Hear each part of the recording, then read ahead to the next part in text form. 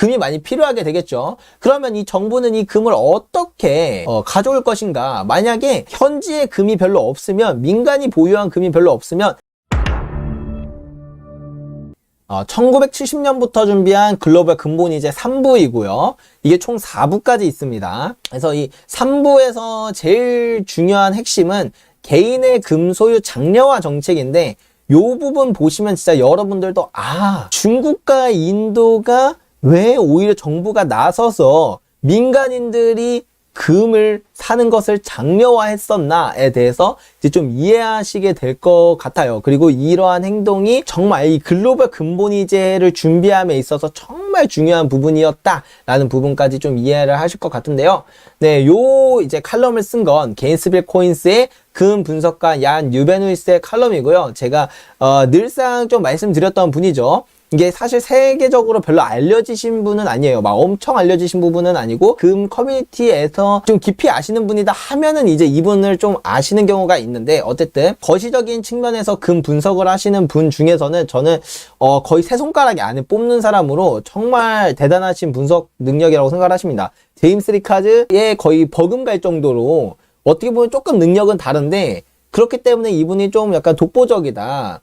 제임스 리카즈님이랑 다른 부분 쪽으로 좀 독보적이다라고 느끼는 그럴 정도로 이제 금 분석에 대해서 좀 뛰어나신 분인데, 아무튼 이분의 칼럼을 가지고 온 거고요. 네, 최대한 원문을 그대로 가져오려고 했지만 좀 어려울 수 있는 단어나 문장은 의역 및 첨삭했다는 점 이제 이해하시고 보시면 좋을 것 같습니다. 개인의 금 소유 장려와 개인의 금 보유량은 국가의 공식 보유량보다 더 많은 부분을 차지하지만 현지화하기는 훨씬 어렵습니다. 그러니까 우리나라도 사실은 중앙은행이 갖고 있는 금은 100톤인데 우리나라 전 국민이 갖고 있는 금은 중앙은행이 갖고 있는 금보다 훨씬 더 많을 거란 말이에요. 그리고 이거는 우리나라뿐만 아니라 전 세계 어느 나라든지 다 똑같을 수밖에 없고요. 이건 너무 당연한 얘기인데, 이제 국가가 우리나라 사람들한테 금 내놔 라고 하면 금을 내놓을 사람이 누가 있냐는 거죠. 이거는 우리나라뿐만 아니고 전 세계 어느 나라든지 다 그렇겠죠. 그래서 뭐 우리나라는 그나마 IMF 때 금 모으기 운동을 해서 사람들이 진짜 그 선한 마음에 금을 낸 사람이 있긴 하지만, 어쨌든 그럼에도 불구하고 정말 많은 현지의 금이, 금 중에서 정말 일부만 이제 국가가 공식적으로 이렇게 현지화시키는 게 상당히 사실 어려운 부분이라는 거죠. 데이터는 제한적이지만 개인 금 분포는 주요 금 국가에 대해 거의 동일한 것으로 나타났습니다. 그러니까 이 말은 한국이 있고, 예를 들어서 뭐 미국이 있다고 치겠습니다. 한국은 금이 100톤이 있고 미국은 8,000톤이 있잖아요. 공식적으로. 그 중앙은행이 보유한 게. 그러면 이제 민간이 보유한 게 얼마냐라고 쳤을 때 사실 이거는 정확히 알 수가 없어요. 왜냐면 금이라는 자산 자체가 그 익명성을 갖고 있다 보니까, 그 소유자를 특정할 수 없는 익명성을 갖고 있다 보니까 누가 얼마나 갖고 있는지 죽었다 깨나도 모르거든요. 여러분들도 제가 금을 얼마나 갖고 있는지 아시겠군요. 저는 이제 공개를 했으니까 뭐 좀 아시겠지만, 양배리를 제외한 다른 사람들이 얼마나 갖고 있는지 그 사람이 직접 까지 않는 이상 모른단 말이에요. 근데 그러나 이 중앙은행이 갖고 있는 게 100톤이면 이것보다 무조건 많잖아요. 그래서 예를 들면 1000톤이라고 치면 미국이 중앙은행이 갖고 있는 게 8000톤이면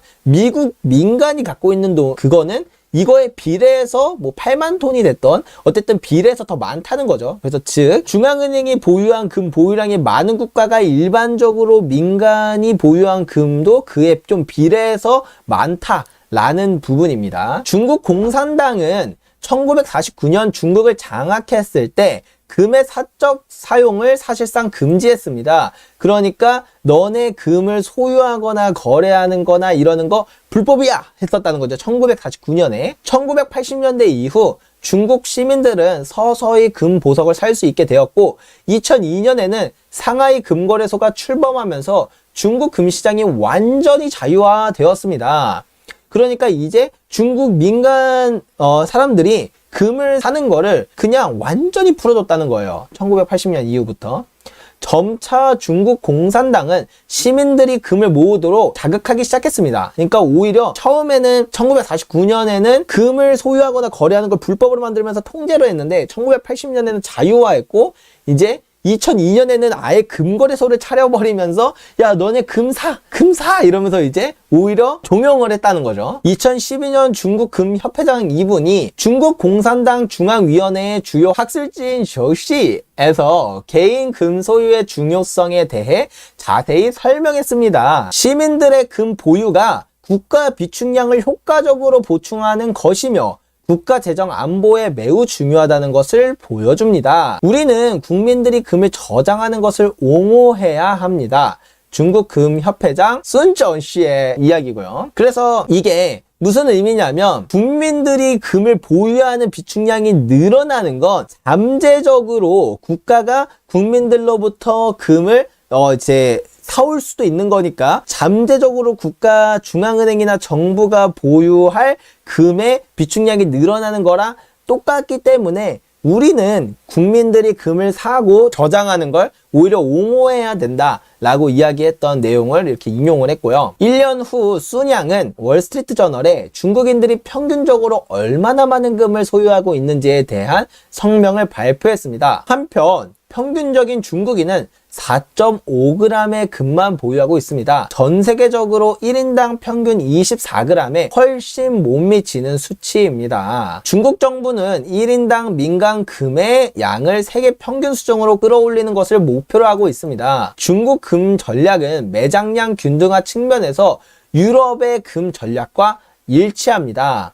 이전 연구에서 나는 인도, 중국, 프랑스, 이탈리아, 독일의 개인 금이 얼마나 있는지 대략적으로 알고 있습니다. 이들 국가의 민간 및 공식 금보유량을 합하여 1인당 GDP와 비교할 때 이러한 측정값은 서로 매우 근접한 것으로 보입니다. 그러니까 그 국가의 이제 1인당 GDP랑 비교해서 민간이 보유한 금 플러스 공식 금 보유량을 합친 값을 이제 비율로 따져서 보면 균등화 정책이 잘 돼서 유럽 국가들과 이런 국가들의 그 비중이 어느 정도 이제 일맥상통하게 맞춰졌다라는 이야기고요. 각 시민이 직접적으로 그리고 중앙은행을 통해 평균적으로 소유한 금의 양은 대략 그들의 경제적 소득과 같습니다. 온스당 약 1만 달러의 금 가격으로 말입니다. 가장 큰 차이점은 중국과 인도의 차이입니다.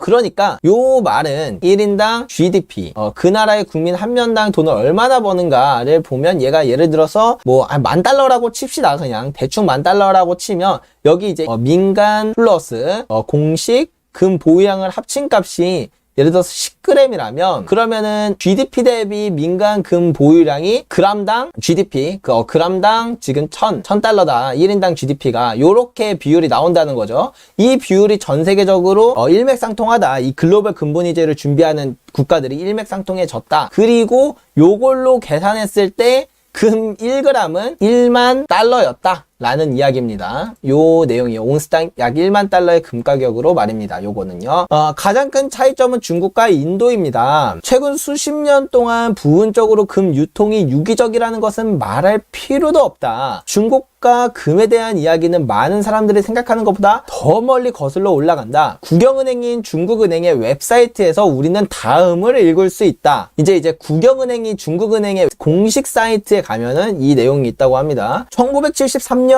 1974년까지 부총리 천위는 대외무역 문제에 대한 특별 연구를 수행했다. 1973년 6월 7일 은행 보고서를 들었을 때 부총리 천유는 국제경제와 금융에서 10개의 주요한 질문을 제기했다. 천인이 제시한 10개의 연구 주제는 현대 자본주의 세계의 경제, 금융, 통화 및 기타 중요한 측면을 다루었다. 첫 번째, 1969년부터 1973년까지 미국, 일본, 영국, 독일, 연방공화국, 프랑스에서는 얼마나 많은 돈이 발행되었는가? 그들의 외환 보유액과 금 보유고는 얼마였습니까? 그래서 이 부분은 뭐냐면 그 주요국들을 보면 주요국들이 돈을 얼마나 발행했는지 봐라. 그리고 걔네가 그렇게 많이 발행한 화폐에 비해서 외환 보유고가 얼마고 거기에서 또 금은 고작 얼마밖에 없는지를 봐라 라는 부분이고요. 뭐 이렇게 쭉쭉쭉 있고, 여섯 번째는 정치적 모순 외에 미국과 영국, 일본, 독일, 프랑스 간의 경제적 모순은 무엇인가? 주요 모순은 무엇인가? 그리고 미국, 일본, 영국, 프랑스, 독일 연방공화국 사이의 무역과 통화 문제에 대한 가능한 해결책은 무엇인가? 프랑스의 재무장관 발레리 지르카프 데르탱은 통화와 금의 연계를 주장했다. 우리는 세계 총 통화 흐름과 금의 총 소유 사이의 대략적인 비율을 계산할 수 있습니까? 그러니까 이 모든 질문에서 사실 지금 이 신용화폐 시스템에서 화폐가 얼마나 무분별하게 지금 발행이 되었고,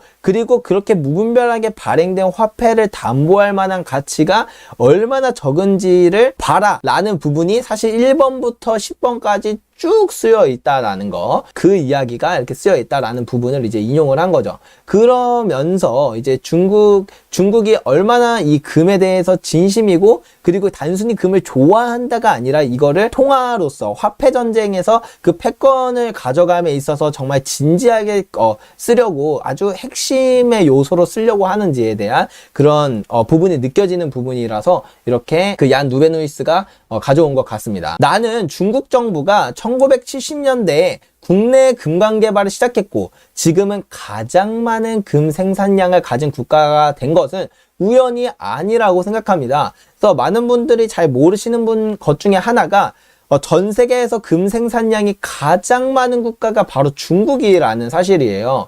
근데 여기 뒤에 나오나? 예, 나올지 안 나올지 모르겠지만 제가 좀 더불어서 설명을 드리면 2008년부터였는지 2000년부터였는지 정확히 기억은 안 나지만 어쨌든 중국이 아예 금을 수출하는 걸 금지시켰어요. 그래서 전 세계에서 금 생산량이 가장 많은 게 중국인데 단 1온스의 금도 해외로 수출을 안 하거든요. 오히려 해외로부터 금을 사오면 더 사와요. 막 2020년에도 중국이 금 보유량을 심지어 더 늘렸잖아요. 엄청나게 많은 양의 그 금을 사면서 중국의 공식 금 보유량도 심지어 늘리고, 그리고 해외로부터 수입하는 금도 많고, 근데 생산량도 전 세계 1위인데 단 1온스의 금도 수출을 하지 않는다. 이거는 이제 우연이 아니라는 얘기죠. 근데 들어만 봐도, 누가 들어도 이건 우연은 아니긴 하죠. 오해하지 마세요. 중국인들은 하룻밤 사이에 골드버그가 된 것이 아니라 금의 전략적 중요성을 이해했습니다. 그들은 1970년대에 미국이 세계가 믿기를 원했기 때문에 국제금융에서 금의 역할이 사라질 것이라고 예상했습니다. 1979년에 중국인은 심지어 금 탐사에 전념하는 금 무장경찰 골드 아미드 폴리스라는 새로운 군대를 창설했습니다.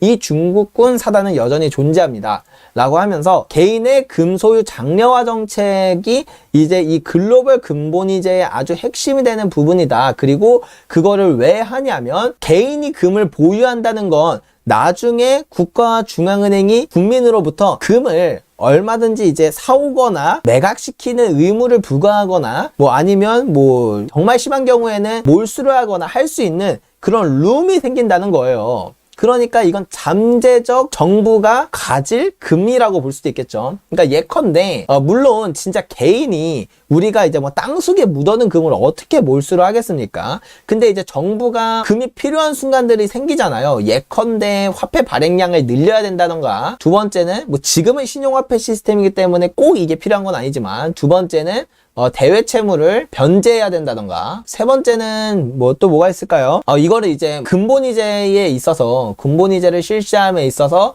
화폐에 연동시키기 위해서 금이 많이 필요하게 되겠죠. 그러면 이 정부는 이 금을 어떻게 가져올 것인가? 만약에 현지에 금이 별로 없으면, 민간이 보유한 금이 별로 없으면 해외로부터 수입을 하던가, 정부가 금을 얻을 수 있는 방법은 총 3가지밖에 없는 거죠. 첫 번째, 수입한다. 두 번째, 생산한다. 채굴을 한다. 그리고 세 번째, 현지로부터 가져온다. 현지 국민으로부터 가져온다. 현지화를 시킨다. 이 3가지가 있는 거죠. 근데 수입은 굉장히 힘들어 죽겠는데 수입을 어떻게 하고, 수입을 한다는 건 사실은 외환을 써서 금으로 바꾸는 거다 보니까 외환보유고에서 사실 변동이 없죠. 예를 들어서 천억치 금을 바꾼다고 치면 1000억 달러가 사라지고 1000억 달러치 금이 생기는 거니까 외환보유고에서 큰 뭔가 가치의 변화가 일어나진 않아요. 그러면 이제 생산인데, 생산은 오늘 갑자기 늘리거나 진짜 필요할 때 우리 올해 진짜 금이 많이 필요해, 대외 채무라도 변제해야 돼 할 때 생산을 많이 늘리고 싶다고 해서 생산을 늘릴 수가 없잖아요. 예, 그렇다 보니까 생산도 어렵죠. 근데 이 현지화를 생각해 보면 이 현지화만 조금 더 자세하게 한번 다뤄보겠습니다. 현지화는 되게 좋은 게 예전에는 그런 게 크진 않았지만 금을 위탁해 줄 수 있어요. 옛날에도 은행이 금을 보관해주고 금 보관증을 사람들한테 주면서 이걸로 거래하라고 해서 이 화폐를 줬잖아요. 그러니까 은행 같은 곳에서 금을 위탁시키고 정부기관이나 은행 같은 곳에서 금을 위탁시키고 화폐를 발행해 주던 아니면 그냥 그거에 대한 소유권을 사람들한테 줌으로써 너네 보관 불편한 거 우리가 대신 해줄게 하면서 약간 친구처럼 굴다가 정말 필요할 때 얘네들의 이 금을 뺏어갈 수 있으니까 실제로 이렇게 하려고 이거를 하는 거잖아요. 위탁 자체가 정부기관에서 하는 게 그게 아니고서 뭐더러 위탁을 해줘요. 예, 어쨌든 이렇게 하면은 정말 필요할 때 많은 양의 금을 갑자기 이제 정부가 이제 가져올 수 있게 되니까 이 금을 현지화 시키는 건 아주 의미가 큰 거죠. 오히려 이거를 장려했던 이유는 이런 방식으로 현지화시키기 좋았기 때문에 위탁을 한다던가 아니면은 이런 거는 사실 쉽진 않긴 한데 몰수를 한다던가 이 위탁한 걸 빼는 것도 몰수라고 볼 수 있겠지만 아니면 진짜 집에 쳐들어가서 몰수를 하는 거 근데 이거는 진짜 쉽지 않고요. 왜냐면은 이 사람이 100톤을 갖고 있는 걸 알아도 그 100톤을 어디에 보관했을지는 쉽지가 않은 거기 때문에 어쨌든 이런 방법도 있고 다른 거는 매각의 의무를 부과할 수 있습니다. 그래서 러시아 같은 경우를 보면 최근에도 있었지만 1g당 몇 루블로 XX 루블로 우리가 이걸로 고정시켜서 우리 이제 너네들 이거에 매각해야 돼 라고 하면서 이렇게 의무를 부과했잖아요. 그래서 특히 이런 광산 기업이나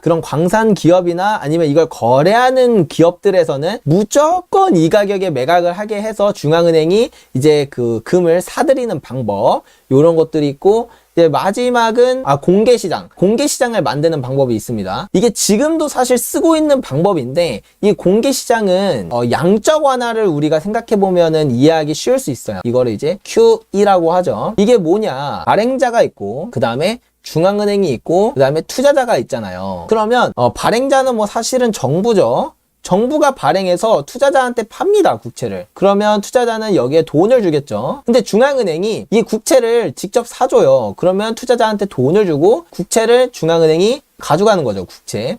이런 식으로 해서 이제 이렇게 시중에 돈을 뿌려주는 정책을 바로 양적 완화. 그러니까 중앙은행이 직접 국채를 사줌으로써 돈을 시중에 뿌려주는 방법을 말하는데 이걸 이제 공개시장 조작이라고 이야기를 하는데 이런 비슷하게 금을 중앙은행이 너네들이 원하는 값이 얼마야 그 다음에 이제 여기에도 상하이도 금거래소가 있고 우리나라도 KRX 금거래소가 있고 한 것처럼 이 금거래소에서 거래되는 그 금은 또 원화로 거래가 되잖아요. 우리 현지에 있는 금이다 보니까 이걸 중앙은행이 현지 화폐를 주고 거기 시장에서 쓸어오는 방법도 있어요. 예, 실제로 이런 방법도 쓴 적도 있고 그 다음에 당연히 앞으로도 쓸 수 있다 보니까 결론은 현지에 있는 현지 금이 많으면 많을수록 나중에 국가가 이 4가지 방법 중에 어떤 걸 쓸지 모르겠죠. 다 쓸 수도 있고 이런 방법들을 통해서 정부의 그 소유로 만들기 너무 쉽기 때문에 그리고 그렇게 만들었을 때 오히려 현지 화폐를 사람들한테 주고 이 금을 가져오는 거니까